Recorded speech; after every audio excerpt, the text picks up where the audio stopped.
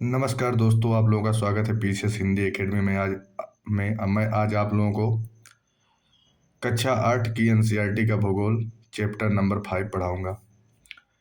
जैसा कि दोस्त चैप्टर का नाम है उद्योग, क्या आपने कभी यह विचार किया है कि लिखने की अभ्यास पुस्तिका जो आप इस्तेमाल में लाते हैं वह विनिर्माण की लंबी प्रक्रिया के बाद आपके पास पहुंचती है। इसके जीवन की शुरुआत वृक्ष से होती है, उसे काटा जाता है और लुगदी मिल तक ले जाया जाता है। वह वृक्षों की लकड़ी को संसाधित एवं काष्ठ लुगदी में परिवर्तित किया जाता है। काष्ठ लुगदी को रासायनिक द्रव्य के साथ मिलाया जाता है और तदंतर मशीनों के द्वारा कागज के रूप में परिवर्तित किया जाता है। यह कागज प्रेस में जाता है जहां रसायनों से निर्मित स्याही का इस्तेमाल पृष्ठों पर रेखाएं छापने के लिए किया जाता है। इसके उपरांत पृष्ठों को अभ्यास पुस्तिका के रूप में बांध कर व पैक करके बिक्री के लिए बाजार में भेज दिया जाता है। अंत में यह आपके हाथ में पहुंचती है। दोस्त बताया गया है कि जो लिखने के लिए हम लोग मतलब नोटबुक का प्रयोग करते हैं, उसका जीवन एक वृक्ष से शुरू होता है। वृक्ष से शुरू होने के बाद वो मिल में जाता है, फिर उसके मिल में जाने के बाद वो बनता है। लास्ट में सारी प्रक्रियाओं के बाद वो मार्केट में आता है, फिर हम लोगों के हाथ में आता है। द्वितीय क्रियाकलाप या विनिर्माण में कच्चे माल को लोगों के लिए अत्यधिक मूल्य के उत्पादों के रूप में परिवर्तित किया जाता है। जैसा कि आपने देखा, लुगदी कागज के रूप में कागज अभ्यास पुस्तिका के रूप में विनिर्माण प्रक्रिया के दो चरणों को प्रदर्शित करते हैं। उद्योग का संबंध आर्थिक गतिविधि से है, जो कि वस्तुओं के उत्पादन, खनिजों के निष्कर्षण अथवा सेवाओं की व्यवस्था से संबंधित है। इस प्रकार लोहे और इस्पात उद्योग वस्तुओं के उत्पादन से संबंधित है। कोयला खनन उद्योग कोयला को धरती से निकालने से संबंधित है तथा पर्यटन सेवा देने से संबंधित उद्योग है। उद्योग का वर्गीकरण दोस्त आप लोगों को बताएंगे। उद्योग का वर्गीकरण कपास के खेत से आपने घर तक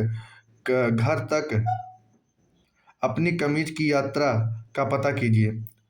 कच्चे माल का उपयोग के आधार पर उद्योग कृषि आधारित, खनिज आधारित, समुद्र आधारित और वन आधारित हो सकते हैं।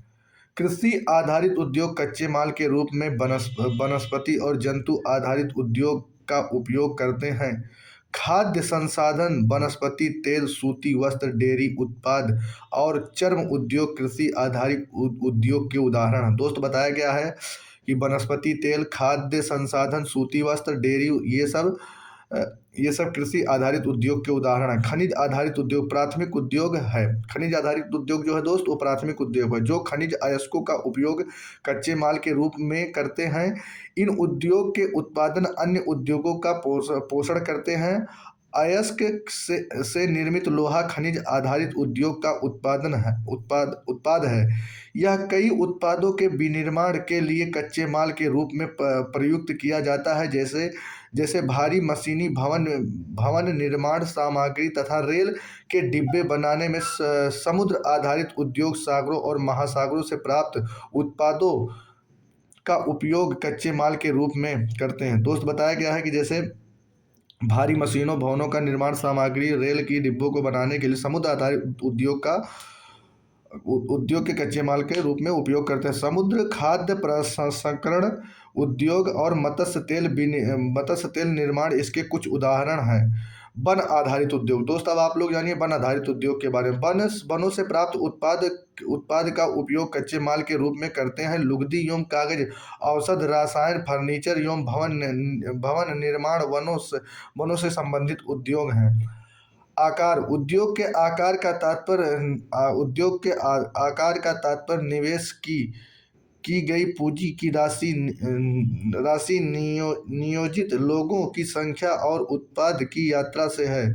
आकार के आधार पर उद्योग को दो वर्गों में बांटा जा सकता है: लघु आकार के उद्योग और बृहद आकार के उद्योग। कुटीर या घरेलू उद्योग छोटे पैमाने के उद्योग हैं जिसमें दस्तकारों के द्वारा उत्पादों का निर्माण हाथ से होता है। टोकरी की बुनाई, मिट्टी के बर्तन एवं अन्य हस्त निर्मित वस्तुएं कुटीर उद्योग के उदाहरण हैं। दोस्त आपको मैं बता दूं, जो कुटीर उद्योग है, जैसे जो टोकरी की बुनाई होती है, जो मिट्टी के बर्तन बनाए जाते हैं, कुटीर उद्योग के उदाहरण हैं। बड़े पैमाने के उद्योग बड़ी मात्रा में वस्तुओं का उत्पादन करते हैं। उनकी तुलना में छोटे पैमाने के उद्योग कम पूंजी व प्रौद्योगिकी का उपयोग करते हैं। बड़े पैमाने के उद्योग में पूंजी का निवेश अधिक और प्रयुक्त प्रौद्योगिकी उच्च स्तरीय होती है। रेशम बुनाई और खाद्य प्रकरण उद्योग लघु पैमाने उद्योग हैं। दोस्त बताया गया है जो रेशम की बुनाई है और खाद्य प्रकरण है, ये उद्योग लघु पैमाने के उद्योग हैं। ऑटोमोबाइल भारी मशीनों का उत्पादन बड़े पैमाने के उद्योग हैं। दोस्त जो बताया गया कि जो ऑटोमोबाइल के होते हैं और भारी मशीनों का उत्पादन बड़े पैमाने के उद्योग के अंतर्गत आते हैं। अब आप लोग जानिए स्वामित्व जो है, स्वामित्व के आधार पर उद्योग को निजी क्षेत्र, राज्य स्वामित्व अथवा सार्वजनिक क्षेत्र, संयुक्त क्षेत्र और सहकारी क्षेत्र में वर्गीकृत किया जा सकता है। निजी क्षेत्र के उद्योग का स्वामित्व और संचालन या तो एक व्यक्ति द्वारा या व्यक्तियों समूहों के द्वारा किया जाता है। सार्वजनिक क्षेत्र में उद्योग का स्वामित्व और संचालन सरकार द्वारा होता है, जैसे हिंदुस्तान एरोनॉटिकल लिमिटेड और steel authority of India limited संयुक्त क्षेत्र के उद्योग हैं। स्वामित्व और संचालन राज्यों और व्यक्तियों अथवा व्यक्तियों के समूह द्वारा होता है। दोस्त मारुति उद्योग लिमिटेड संयुक्त क्षेत्र के उद्योग का एक उदाहरण है। सहकारी क्षेत्र के उद्योग का स्वामित्व और संचालन कच्चे माल के उत्पादकों की पूर्तिकारों, कामगारों अथवा दोनों द्वारा होता है। आनंद मिल्क यूनियन लिमिटेड एवं सुधा डेयरी सहकारी उपक्रम के उत्तम उदाहरण हैं। उद्योग की अवस्थिति को प्रभावित करने वाले कारक, वे कारक जो उद्योग की अवस्थिति को प्रभावित करते हैं। कच्चे माल की उपलब्धता, भूमि, जल, श्रम, पूंजी, परिवहन और बाजार है। उद्योग उन्हीं स्थानों पर केंद्रित होते हैं जहां इनमें से कुछ या ये सभी कारक आसानी से उपलब्ध होते हैं। दोस्त बताया गया है कि उद्योग उसी क्षेत्र में होता है जहां पे जल उपलब्ध हो, जहां पे भूमि हो, जहां पे सस्ती श्रम हो, जहां पे पूंजी हो, जहां पे परिवहन हो। कभी कभी सरकार कम दाम पर विद्युत उपलब्धता, कम परिवहन लागत तथा अन्य अवसंरचना जैसे प्रोत्साहन प्रदान करती है ताकि पिछड़े क्षेत्र में भी उद्योग स्थापित किए जा सके। औद्योगिकरण प्रायः नगरों और शहरों का विकास एवं वृद्धि होती है। दोस्त बताया गया है कि औद्योगिकरण से नगरों और शहरों का विकास एवं वृद्धि होती है। अब आप लोग जानिए औद्योगिक तंत्र के बारे में। औद्योगिक तंत्र में निवेश, प्रक्रम और निर्गत शामिल हैं। निवेश में कच्चे माल, श्रम और भूमि की लागत, जल की उपलब्धता, परिवहन, विद्युत और अन्य अवसंरचना शामिल है। प्रक्रम में कई तरह की क्रियाकलाप शामिल हैं जो कच्चे माल को परिष्कृत माल में परिवर्तित करते हैं। निर्गमन अंतिम उत्पाद और इससे अर्जित आय सूती वस्त्र उद्योग के संदर्भ में कपास, मानव श्रम, कारखाना, परिवहन लागत, निवेश हो सकते हैं। प्रक्रमों में ओटाई, कटाई, बुनाई, रंगाई, छपाई शामिल है। दोस्त बताया गया है प्रक्रमों में कौन कौन से शामिल है। उटाई शामिल है, कटाई शामिल है, बुनाई शामिल है, रंगाई शामिल है, छपाई शामिल है। कमीज जिसे आप पहनते हैं वह उत्पाद है। कमीज जिसे दोस्त आप लोग पहनते हैं वह उत्पाद है। चमड़े के जूते का विनिर्माण में शामिल निवेश, प्रक्रम और निर्गत को ज्ञात करें। औद्योगिक प्रदेश का विकास तब होता है जब कई तरह के उद्योग एक दूसरे के निकट स्थित हैं और वे सभी अपनी निकटता के लाभ आपस में बांटते हैं। विश्व के विभिन्न औद्योगिक प्रदेश, पूर्वोत्तर अमेरिका। दोस्त आपको बताया गया है कि विश्व के प्रमुख औद्योगिक प्रदेश जो दो हैं वो क्या क्या हैं। पूर्वोत्तर अमेरिका अमेरिका, पश्चिम मध्य यूरोप, पूर्वी एशिया तथा मुख्य औद्योगिक प्रदेश अधिकांश शीतोष्ण कटिबंधीय क्षेत्र समुद्री पत्तनों के समीप, विशेष तौर पर कोयला क्षेत्र के निकट उपस्थित होते हैं। दोस्त बताया गया है जो अधिकतर उद्योग होते हैं वो शीत कटिबंधीय क्षेत्र में होते हैं, समुद्री पत्तन के आसपास होते हैं तथा विशेष तौर पर कोयला क्षेत्र के निकट स्थित होते हैं उद्योग ये। अब आप लोग थोड़ा ऊपर आ जाइए। अब आप लोगों को बताते हैं भारत में अनेक औद्योगिक प्रदेश हैं जैसे मुंबई। दोस्त बताया गया भारत में अनेक औद्योगिक प्रदेश हैं जैसे मुंबई, पुणे, बेंगलुरु, तमिलनाडु प्रदेश, हुगली प्रदेश, अहमदाबाद, बड़ोदरा प्रदेश, छोटा नागपुर औद्योगिक प्रदेश, विशाखापट्टनम, गुंटूर औद्योगिक प्रदेश, गुड़गांव, दिल्ली, मेरठ औद्योगिक प्रदेश, कोल्लम, तिरुवनंतपुरम औद्योगिक प्रदेश हैं।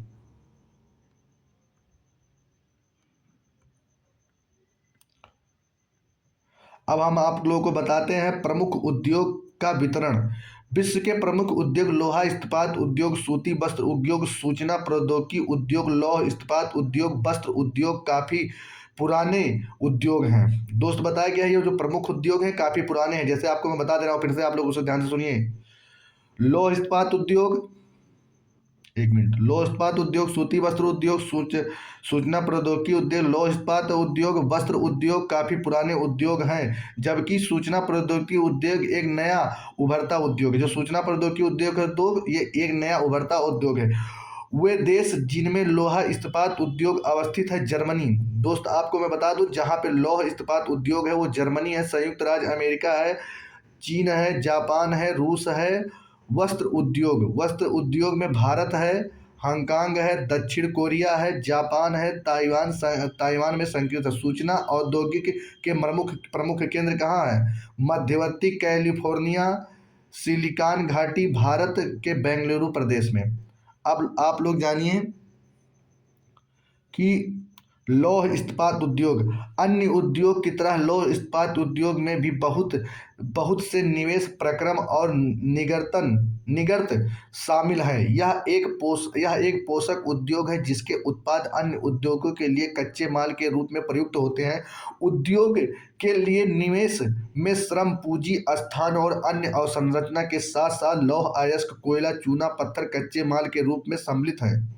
लौह अयस्क से इस्पात निर्माण की प्रक्रिया में कई चरणों में शामिल है। कच्चे माल को झोंका भट्टी में रखा जाता है जहां यह प्रगलित होते हैं। इसके बाद यह परिशोधन होता है।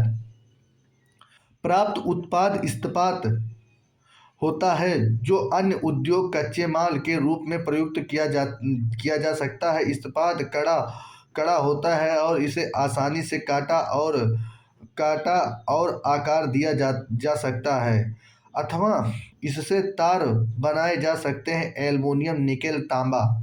प्रगलन यह एक ऐसी प्रक्रिया है जिसमें वस्तुओं, दोस्त ये प्रगलन के बारे में इधर देख लीजिए।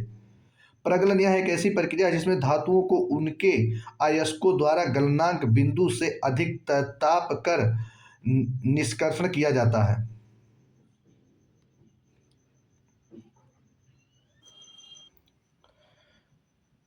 जैसे दोस्त एल्युमिनियम, निकेल, तांबा। अब आगे आइए।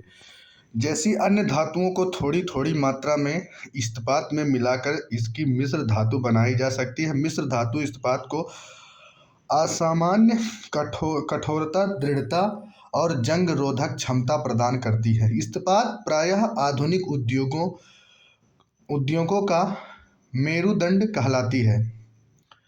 लगभग सारी वस्तुएं जिनका हम उपयोग करते हैं ये तो लोहा या इस्पात के बने हैं अथवा इन धातुओं से निर्मित औजारों और मशीनों से बने हैं। पोत, रेलगाड़ियां, ट्रक, ऑटो अधिकांशतः इस्पात के बने हैं। यहाँ तक कि सेफ्टी पिन और सुई जिनका उपयोग आप करते हैं वे भी इस्पात के बने होते हैं।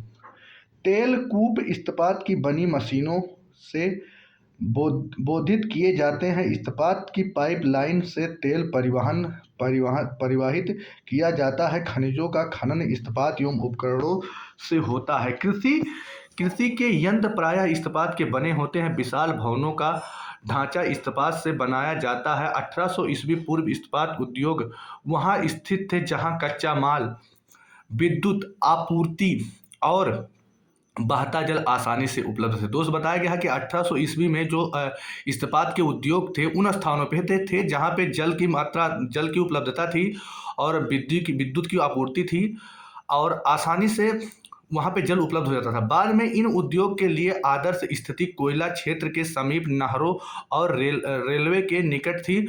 1950 के बाद लोहा और इस्पात उद्योग समुद्र पत्तन के निकट सपाट भूमि के विशाल क्षेत्रों में केंद्रित होने शुरू हो गए। ऐसा इसीलिए हुआ क्योंकि इस्पात निर्माण का कार्य इस समय तक बहुत विशाल हो गया था और लौह अयस्क विदेशों से आयात करना पड़ता था। भारत में लौह इस्पात उद्योग, कच्चा माल, सस्ते श्रमिक परिवहन और बाजार 1850 से 1950 तक सर्वोत्तम अवस्थिति, 1800 से पूर्व सर्वोत्तम अवस्थिति। दोस्त ये बताया गया। अब आप लोग आइए इधर देखिए 1950 में अब तक की सर्वोत्तम अवस्थिति।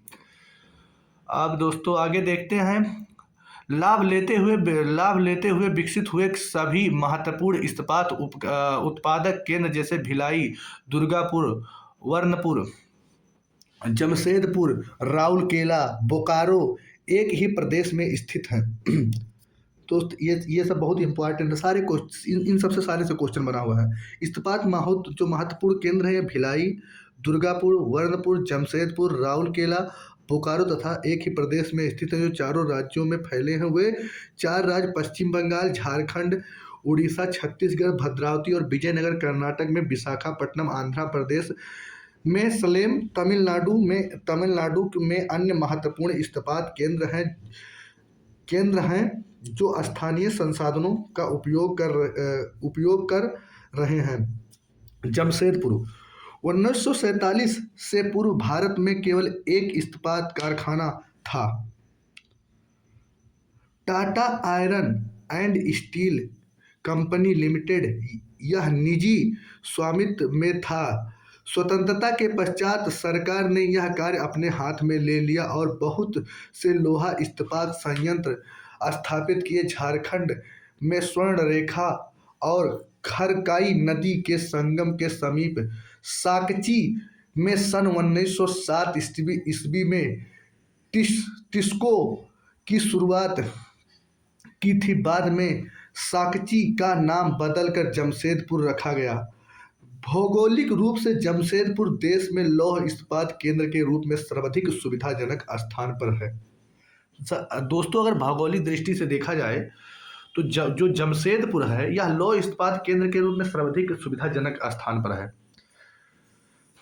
अब आप लोगों को दोस्तों हम बताते हैं साकची को कई कारणों से इस्पात संयंत्र स्थापित करने के लिए चुना गया है। यह स्थान बंगाल नागपुर रेलवे स्टेशन पर काली माटी स्टेशन से 32 किमी की दूरी पर है। यह स्थान लौह अयस्क, कोयला और मैग्नीज निक्षेप के साथ साथ कोयला के निकट भी था जहां विशाल बाजार उपलब्ध था। टिस्को को झरिया कोयला क्षेत्र से कोयला और ओडिशा तथा छत्तीसगढ़ लौह अयस्क, चूना पत्थर, डोलोमाइट और मैग्नीज प्राप्त होते हैं।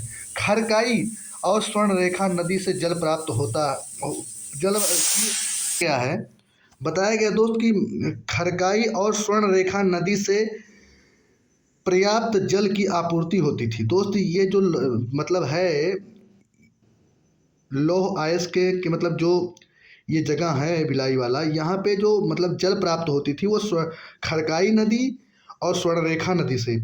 सरकारी प्रोत्साहनों से इस पर्याप्त पूंजी उपलब्ध नहीं हुई। जमशेदपुर में टिस्को की स्थापना के बाद कई अन्य औद्योगिक संयंत्र स्थापित किए गए। इसमें रासायन इंजनों के पुर्जों, कृषि उपकरण, मशीनों, टिन की चादरों, केबल और तार का उत्पादन किया जाता था। भारत में लौह इस्पात के विकास से त्वरित औद्योगिक विकास आरंभ हुआ। भारतीय उद्योग के लगभग सभी क्षेत्र अधिकांशतः अपने आधारभूत अवसंरचना के लिए लौह इस्पात उद्योग पर निर्भर हैं।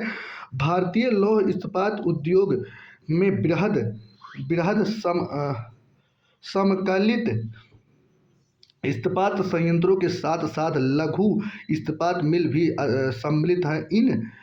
इसमें द्वितीय उत्पादक रोलिंग मिल और सहायक उद्योग भी शामिल हैं। पिट्सबर्ग यह संयुक्त राज्य अमेरिका का एक महत्वपूर्ण इस्पात नगर है।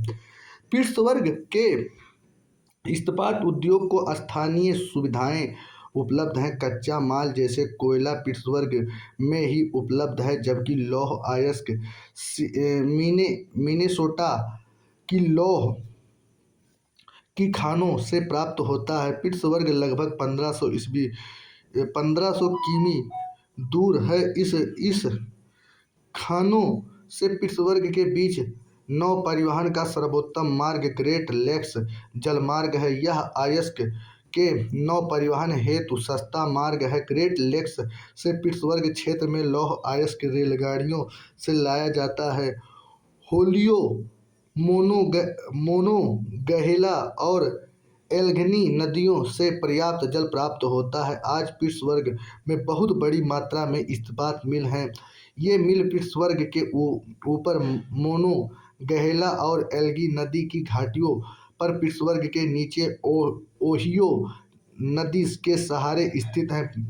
परिष्कृत इस्पात स्थल और जल दोनों मार्गों द्वारा बाजार में भेजा जाता है। पिट्सबर्ग क्षेत्र में इस्पात मिलों के अतिरिक्त कई अन्य कारखाने हैं। ये रेल की पटरियों, उपकरण और भारी मशीनों के उत्पादन में इस्पात का प्रयोग कच्चे माल के रूप में करते हैं। ग्रेट लेक्स का नाम सुपेरियर, हार्नियर, ओटारियो, मिशिगन और ईरी है। इन 5 झीलों में सुपेरियर झील सबसे बड़ी है, जो अन्य की तुलना में उच्च ऊर्ध्वप्रवाह पर स्थित है। दोस्त, अब आप लोग जानिए सूती वस्त्र उद्योग।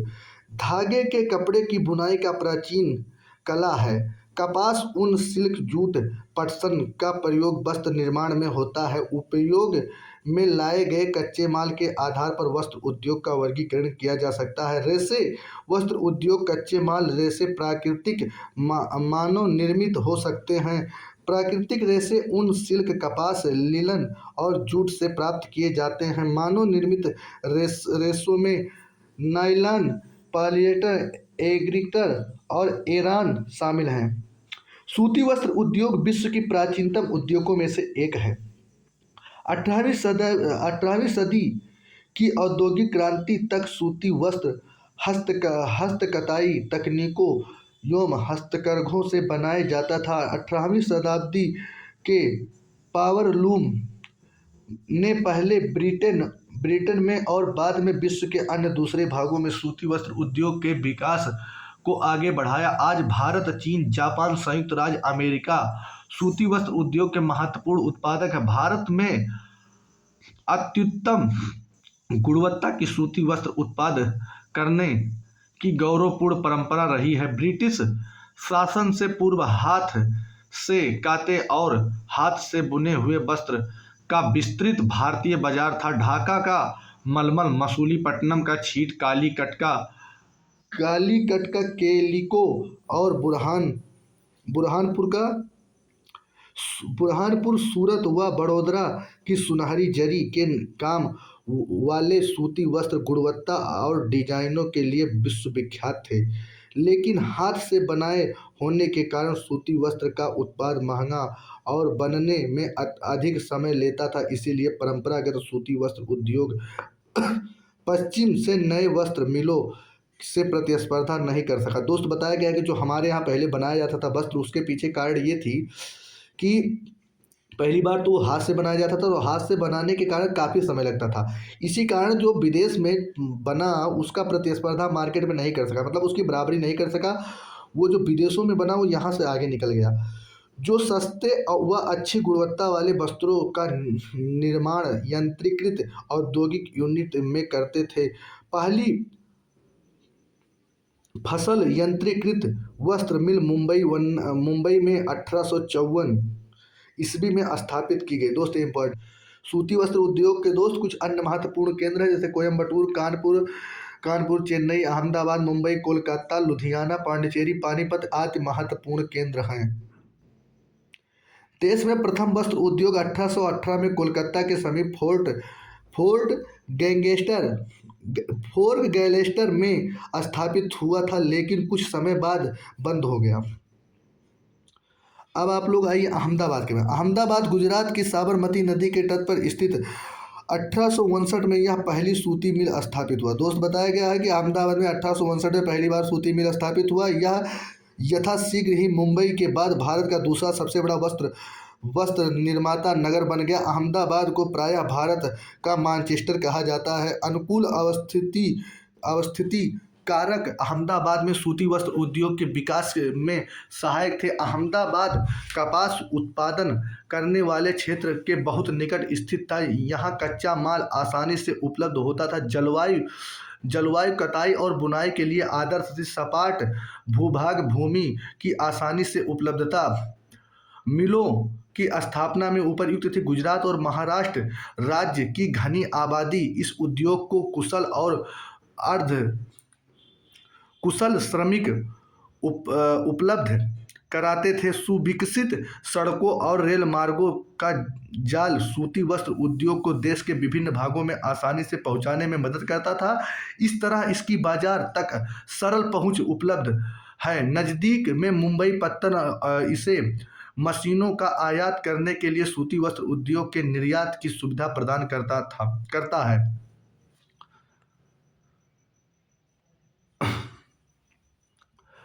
परंतु हाल के वर्षों में अहमदाबाद में सूती मिलों की कुछ समस्या, बहुत से वस्त्र मिल बंद हो चुके हैं। देश के नए वस्त्र केंद्रों का विकास और अहमदाबाद मिलों में मशीन औद्योगिकी का नवीकरण न होना इसका प्रमुख कारण है।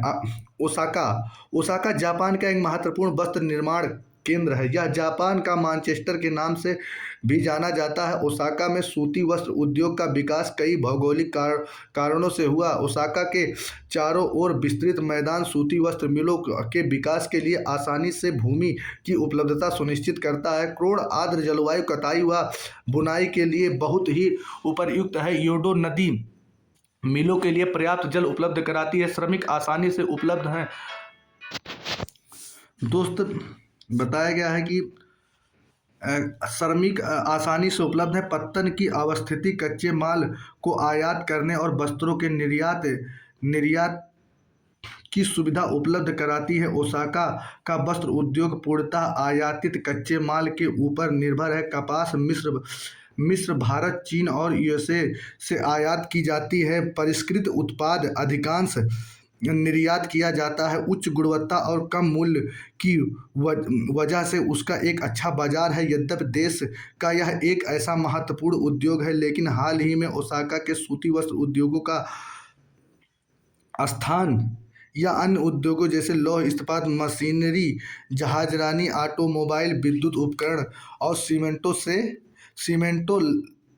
सीमेंट लेते जा रहे हैं।